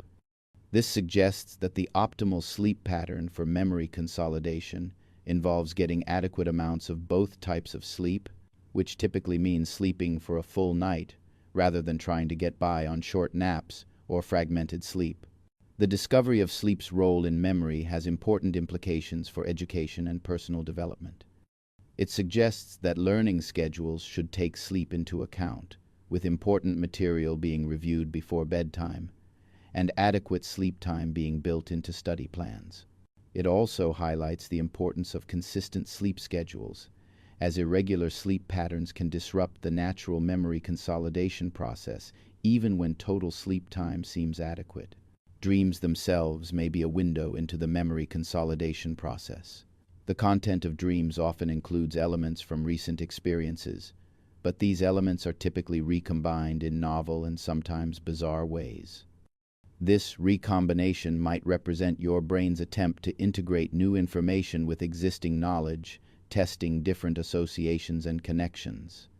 Some researchers have found that people who dream about recently learned material show better retention than those who don't, suggesting that dream content might be related to the strength of memory consolidation. The social and emotional aspects of sleep and memory are equally important. Sleep helps consolidate not just factual information, but also emotional memories and social learning. The way you process relationship conflicts, understand social situations, and integrate emotional experiences all benefit from adequate sleep.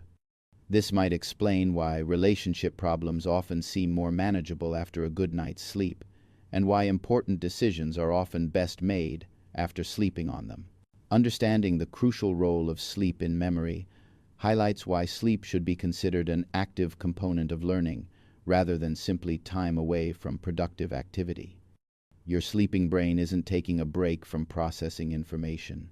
It's engaging in one of the most sophisticated and important forms of information processing you'll ever experience, quietly organizing your mental life while you rest.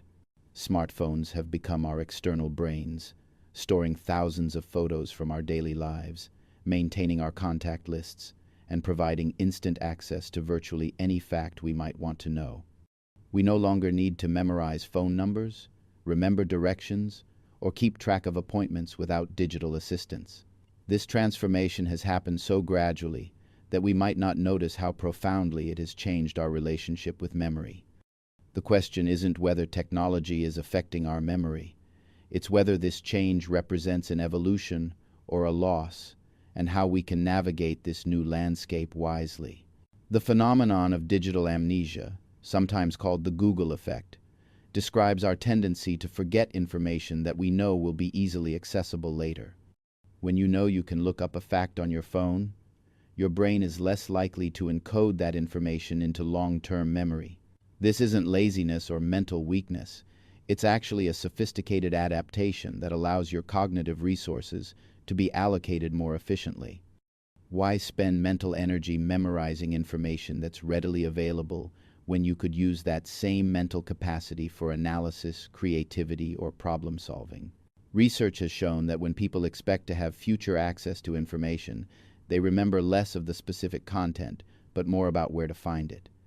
In experiments, participants who believed they could save computer files containing trivia questions remembered fewer of the answers, but had better recall for which folder contained which information. This suggests that our brains are adapting to treat digital devices as extended memory systems, focusing on learning how to navigate these external resources rather than duplicating their content internally. This adaptation has historical precedents that might ease concerns about technology weakening our natural memory abilities. Socrates famously worried that the invention of writing would make people forgetful and dependent on external marks rather than internal knowledge. He feared that students would receive a quantity of information without proper instruction, and in consequence be thought very knowledgeable when they are for the most part quite ignorant. Yet the development of writing systems ultimately expanded human cognitive capabilities, rather than diminishing them, allowing for the preservation and transmission of knowledge on an unprecedented scale. Similarly, the printing press was initially viewed with suspicion by scholars who worried that easy access to books would make memorization skills obsolete and reduce the depth of learning. Critics argued that students would become superficial readers, skimming through multiple texts rather than deeply internalizing a smaller number of important works. While printing did change how people approached learning, it also democratized knowledge and enabled the scientific revolution by making information widely accessible for comparison, analysis, and critique. The current digital revolution follows a similar pattern. Smartphones and search engines have certainly changed how we approach information, but they've also created new possibilities for learning and thinking. Having instant access to facts frees up cognitive resources for higher-order thinking skills like analysis, synthesis, and creative problem-solving. Students today might memorize fewer historical dates than previous generations, but they have unprecedented access to primary sources, multiple perspectives, and analytical tools that can deepen their understanding of historical processes. The key question isn't whether we should embrace or reject digital memory aids, but how we can use them strategically to enhance rather than replace our natural cognitive abilities. This requires developing what researchers call metacognitive awareness, understanding when and how to rely on external memory systems versus internal knowledge. Some types of information benefit from being deeply memorized and internalized, while other information is perfectly suited to external storage and retrieval. Information that forms the foundation for further learning, creative thinking, or professional expertise often deserves internal memorization. A musician benefits from having scales and basic techniques so deeply internalized that they become automatic. A doctor needs core medical knowledge immediately accessible without having to look it up. A writer's vocabulary and understanding of language patterns need to be internally available for creative expression. This foundational knowledge serves as a platform for higher-order thinking and shouldn't be entirely outsourced to external devices. On the other hand, rapidly changing information, rarely needed facts, and complex details that can be easily looked up are excellent candidates for external storage. Phone numbers, current statistics, specific dates, and technical specifications can be efficiently managed through digital systems, freeing mental resources for more important cognitive tasks. The challenge lies in developing the judgment to distinguish between information that deserves internal storage and information that's better managed externally. The social dimensions of digital memory are equally important to consider.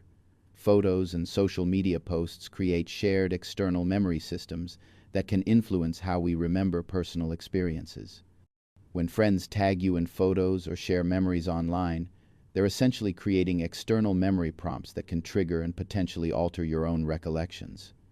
The comments, reactions, and additional photos shared by others become part of the social context that shapes how you remember experiences. Digital memory systems also raise questions about memory ownership and control. when your most important memories are stored on corporate servers, subject to terms of service agreements and potential technical failures. You're dependent on external entities for access to your own past. Photo services can shut down, social media platforms can change their policies, and device failures can cause data loss. This dependence creates new vulnerabilities that previous generations didn't face. The psychological effects of external memory systems are complex and still being studied. Some research suggests that knowing information is externally available can reduce anxiety and cognitive load, freeing people to focus on present-moment experiences rather than trying to memorize everything for later recall. Other studies indicate that excessive reliance on external memory might reduce the kind of deep processing that leads to insight and creative connections between ideas. The impact on attention and focus is particularly concerning to many researchers and educators. The constant availability of information can create a tendency towards surface-level processing rather than deep engagement with ideas. When any question can be instantly answered, there's less incentive to sit with uncertainty, think through problems systematically, or engage in the kind of sustained mental effort that leads to genuine understanding. Developing a healthy relationship with digital memory systems requires intentional choices about when to engage with technology and when to rely on internal cognitive resources.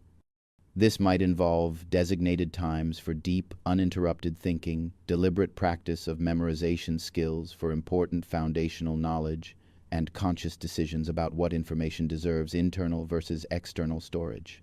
The future likely belongs to those who can skillfully integrate internal and external memory systems, using each for its optimal purposes, while maintaining the cognitive flexibility to adapt as technology continues to evolve. Rather than viewing digital tools as replacements for human memory, we can approach them as extensions of our cognitive capabilities, powerful allies in the ongoing human project of learning, understanding, and creating meaning from experience. Your brain abhors empty spaces in memory and will cheerfully fill them with plausible fiction, creating detailed recollections of events that never happened with the same confidence and vivid detail as genuine memories. This isn't lying or deliberate deception. It's confabulation, the unconscious creation of false memories to make sense of incomplete or contradictory information. Understanding confabulation reveals something profound about how memory works. Your brain is far more creative and interpretive than you might realize, constantly constructing narratives to create coherent experiences, even when the raw material is fragmentary or missing entirely. Confabulation becomes most obvious in people with certain types of brain damage, particularly those affecting the frontal lobes or the connections between memory and executive control systems. Patients with Korsakoff syndrome, often caused by chronic alcoholism, provide striking examples of extensive confabulation. When asked about their recent activities, they might provide elaborate, detailed accounts of going to work, having lunch with friends, or attending social events, describing these fictional experiences with complete sincerity and remarkable specificity. They're not trying to deceive anyone. Their damaged brains are simply filling in massive gaps in memory with plausible alternatives. But confabulation isn't limited to people with brain injuries. Healthy brains engage in subtle forms of confabulation constantly, though usually on a much smaller scale. Every time you remember something, your brain reconstructs the experience from scattered fragments, and this reconstruction process inevitably involves some degree of creative gap-filling. The confidence you feel in your memories has surprisingly little correlation with their accuracy, because the same neural processes that create genuine memories also create false ones, and your brain presents both with equal conviction. The ease with which false memories can be implanted demonstrates how permeable the boundary between real and imagined experiences can be. In carefully controlled laboratory studies, researchers have successfully created false memories in a significant percentage of participants using surprisingly simple techniques. They might show people doctored photographs that place them in locations they never visited, or have family members recount fictional childhood events with convincing detail. Over time, many participants develop vivid, emotionally rich memories of these fabricated experiences, complete with sensory details and personal reflections that feel completely authentic. The mechanism behind false memory creation involves the same reconstructive processes that govern normal remembering. When you try to recall an experience, your brain gathers whatever genuine fragments it can find and uses your general knowledge, expectations, and current context to fill in the gaps. If misleading information has been introduced into this process, whether through suggestion, imagination, or external influence, it can become seamlessly integrated into the reconstructed memory. The resulting false memory feels indistinguishable from a real one because it's been created using the same neural machinery. Source monitoring errors represent a common pathway to false memories. Your brain often remembers information accurately but loses track of where that information came from. You might remember a story someone told you about their childhood and later recall it as if it were your own experience. You might remember seeing something in a movie and later believe you witnessed it in real life. The content of the memory remains intact, but its source becomes confused, leading to false recollections that feel entirely genuine. Imagination inflation demonstrates another route to false memories.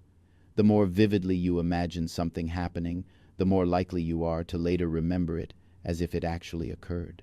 This happens because the act of imagination uses many of the same neural processes as actual memory formation. When you imagine an event in detail, you're essentially creating neural patterns similar to those that would be formed by real experience.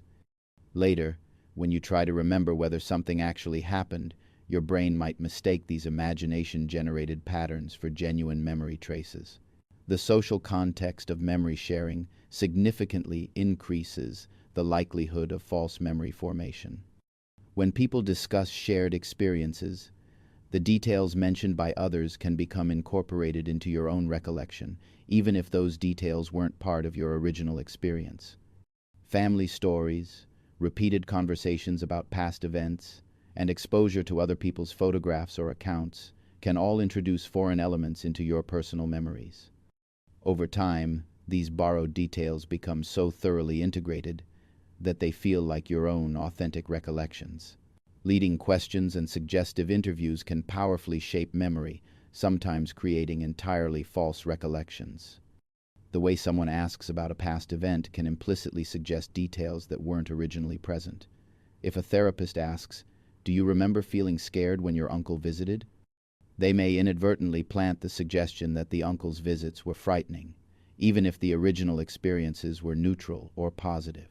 These suggestions can grow into detailed false memories through repeated questioning and social reinforcement. The emotional intensity of false memories can be just as strong as that of genuine memories, sometimes even stronger. People often report that their false memories feel more vivid and emotionally charged than their real ones. This happens because the reconstruction process that creates false memories can incorporate emotional content from various sources, creating synthetic experiences that feel more dramatic and significant than mundane reality typically provides. False memories aren't just laboratory curiosities. They have real-world consequences that can be devastating. Innocent people have been convicted of crimes based on false eyewitness memories. Families have been torn apart by false memories of childhood abuse that never occurred. Relationships have been destroyed by false recollections of betrayals or conflicts that existed only in reconstructed imagination. The power of false memories to feel authentic makes them particularly dangerous when they involve serious accusations or life-altering decisions. Understanding the reality of false memories doesn't mean we should distrust all our recollections or become paralyzed by uncertainty about our past. Most memories, while not perfectly accurate, contain enough genuine elements to be functionally useful for navigating life. The key is developing appropriate humility about memory's limitations while maintaining confidence in its general reliability for practical purposes. The phenomenon of false memories also reveals something beautiful about human cognition. Your brain is constantly working to create meaning and coherence from fragmentary information. This creative capacity allows you to learn from incomplete experiences, make sense of ambiguous situations, and maintain a coherent sense of self even when your actual experiences are chaotic or contradictory. While this creativity can sometimes lead to false memories, It's also the source of insight, imagination, and the narrative coherence that makes human experience meaningful. Scientists are beginning to understand memory well enough to manipulate it directly, opening possibilities that once existed only in science fiction. In laboratories around the world, researchers have successfully implanted false memories in mice, selectively erased traumatic recollections, and even transferred learned behaviors from one animal to another. These advances in memory manipulation represent both tremendous therapeutic potential and profound ethical challenges, forcing us to grapple with fundamental questions about the nature of self, consciousness, and human experience. The breakthrough that made direct memory manipulation possible came through optogenetics, a revolutionary technique that allows scientists to control specific neurons with pulses of light. By genetically modifying brain cells to respond to particular wavelengths of light, researchers can essentially turn individual memories on and off like switches. In mice, scientists have identified the specific neurons that encode particular memories and then used light to artificially activate or suppress those neural networks, creating artificial recollections or eliminating existing ones with remarkable precision.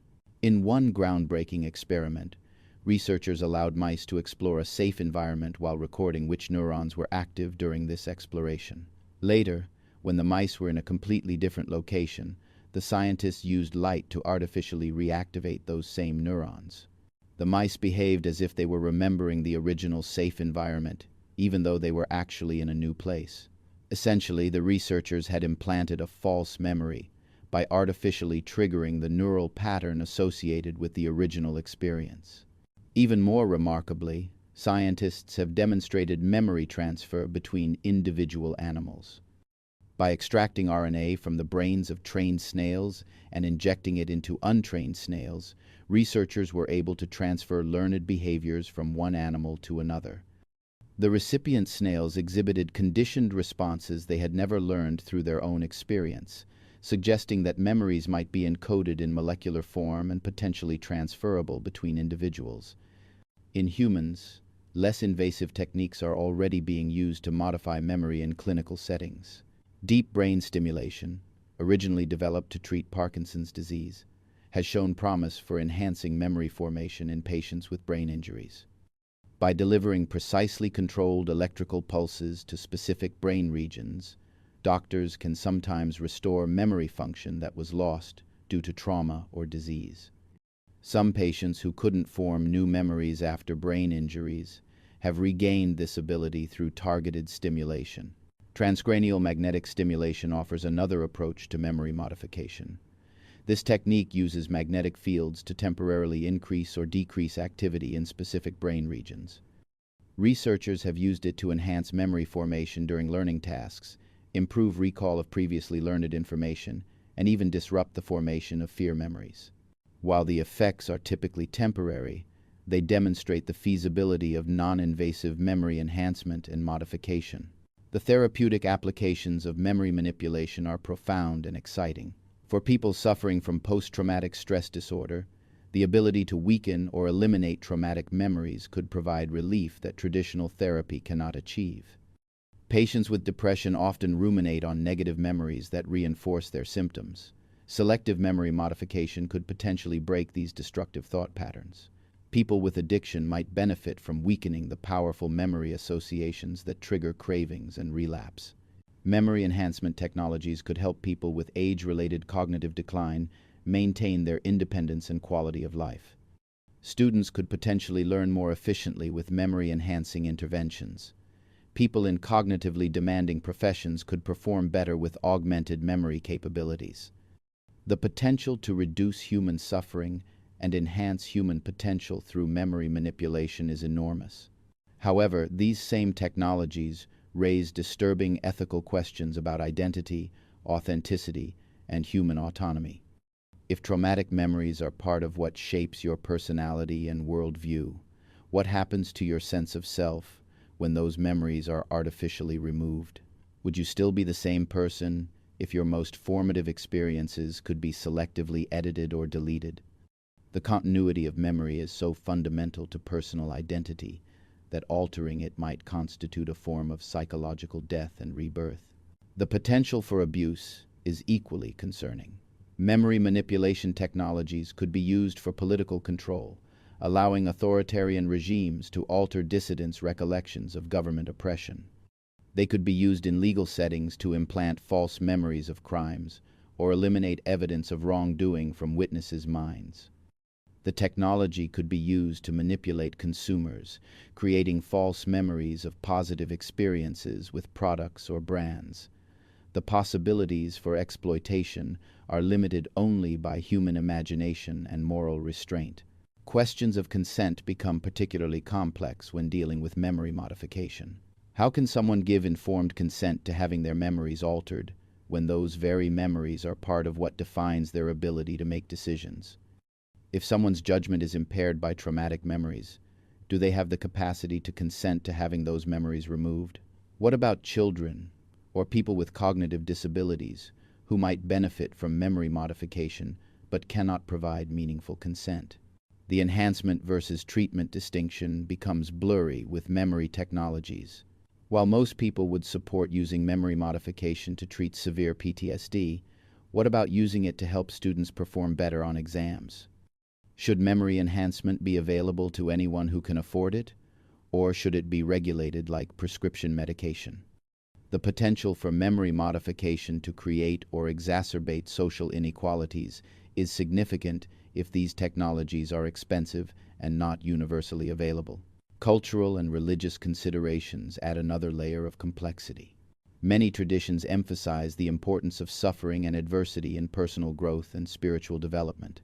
Some might view memory modification as an attempt to avoid the natural consequences of experience, potentially stunting emotional and spiritual maturation. Others might see it as a form of playing God, inappropriately interfering with the natural processes of mind and consciousness. The long-term consequences of memory modification are largely unknown. Human memory systems evolved over millions of years and are interconnected in ways we don't fully understand.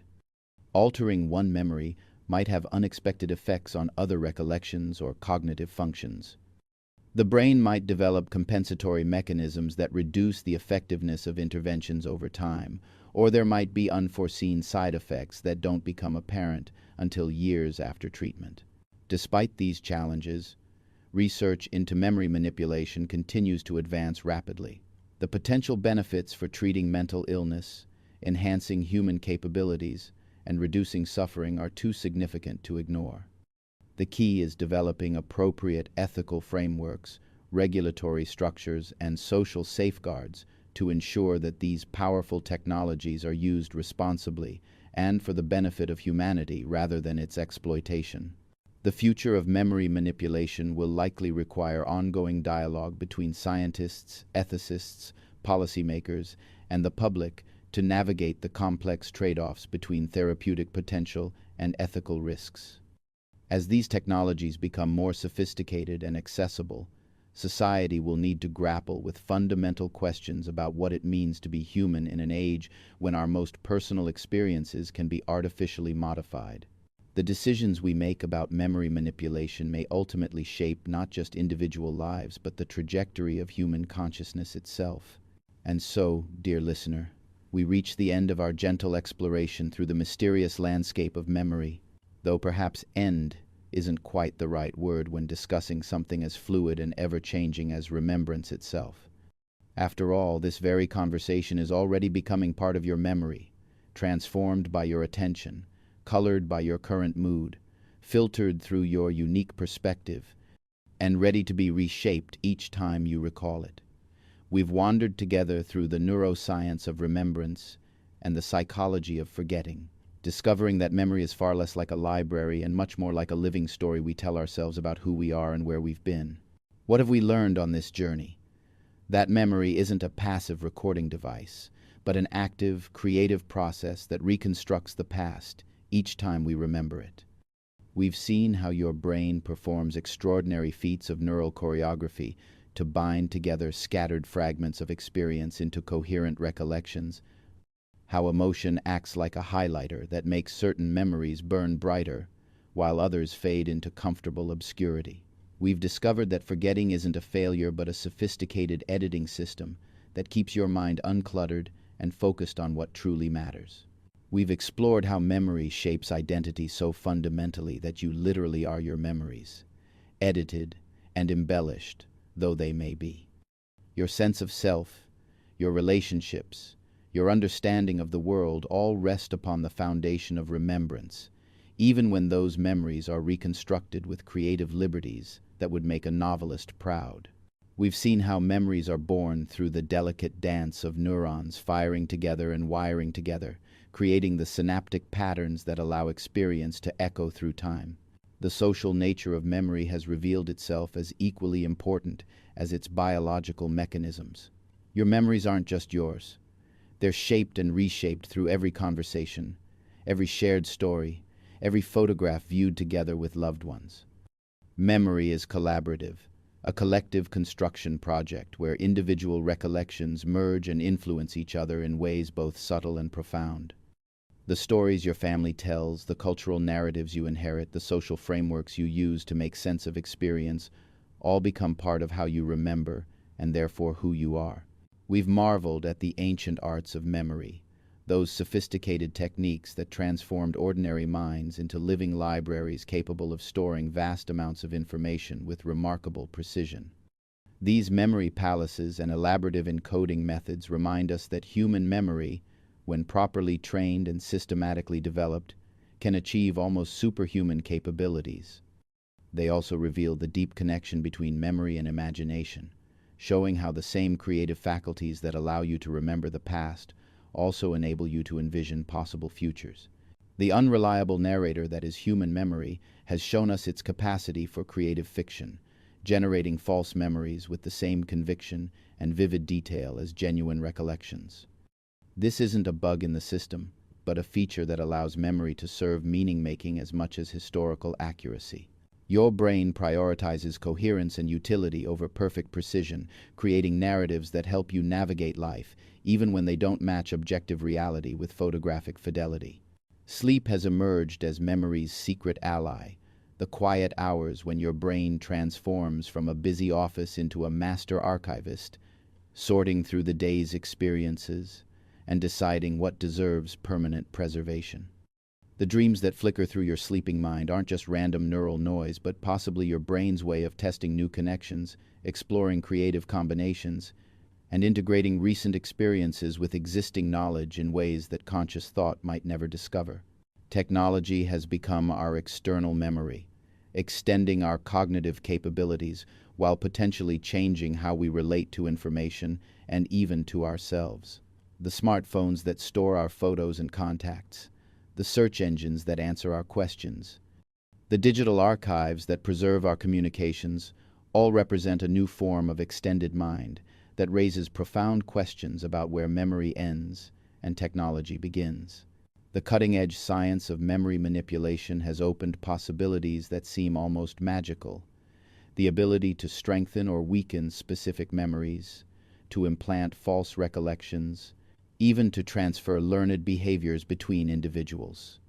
These advances promise tremendous therapeutic benefits for trauma, depression, and neurodegenerative diseases, while simultaneously raising ethical questions about identity, authenticity, and the nature of human experience itself. Throughout this exploration, we've discovered that memory serves the future as much as it preserves the past. Your recollections aren't just historical documents. They're tools for navigating life, guides for making decisions, and foundations for continued learning and growth. The fact that memory is reconstructive rather than reproductive allows it to remain relevant and useful as you change and grow throughout your life. So let me ask you once more, gently, as we prepare to part ways. What's a memory you carry that makes you smile? Perhaps it's something that surfaced during our time together, or maybe it's waiting just beneath the surface of consciousness, ready to emerge when the moment is right. Wherever you are in the world tonight, in whatever moment you call now, remember that your memories are more than just echoes of the past.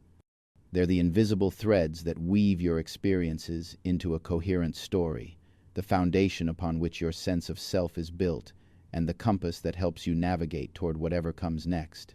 The memories you're forming right now, in this very moment of listening and reflection, will join the vast, dynamic collection that makes you uniquely you. They'll be changed each time you recall them, influenced by future experiences and evolving perspectives, but they'll remain part of the ongoing story you tell yourself about your life and its meaning. May your memories bring you comfort in difficult times and joy in moments of reflection. May they connect you to loved ones across time and distance, and may they continue to evolve in ways that serve your growth and understanding. Sleep well, fellow traveler, through the landscapes of consciousness and time, and may your dreams help you remember what matters most.